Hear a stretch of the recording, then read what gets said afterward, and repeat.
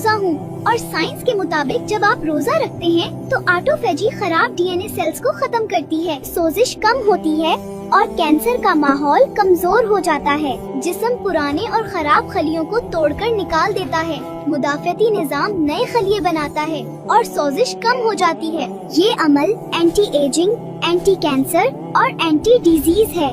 जब आप 0 से 6 घंटे रोजा रखते हैं तो जिस्म सबसे पहले ग्लूकोज यानी शुगर इस्तेमाल करता है और इंसुलिन लेवल भी हाई रहता है। जब आप 8 से 12 घंटे रोजा रखते हैं तो इंसुलिन लेवल गिरना शुरू हो जाता है, फैट बर्निंग ऑन हो जाता है और ब्लड शुगर मुस्तहकम होने लगती है। 12 से 16 घंटे के रोजे में इंसुलिन रेजिस्टेंस कम हो जाती है, जिगर और मसल्स शुगर को सही इस्तेमाल करते हैं, चर्बी से तवानाई बनती है, शुगर से नहीं। रोजा डायबिटीज और टाइप 2 डायबिटीज को कंट्रोल करने का मजबूत जरिया है।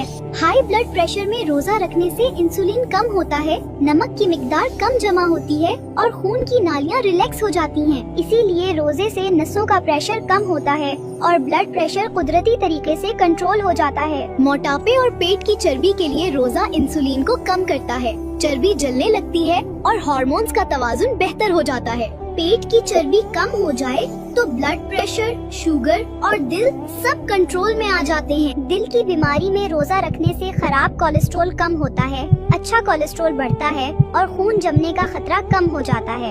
इसीलिए रोजे से हार्ट अटैक और फॉलिज का खतरा कम हो जाता है। स्ट्रेस, एंजाइटी और डिप्रेशन में रोजा कोर्टिसोल कम करता है, दिमाग का BDNF बढ़ाता है, दिमाग को सुकून मिलता है और जज्बात मुतवाजुन हो जाते हैं।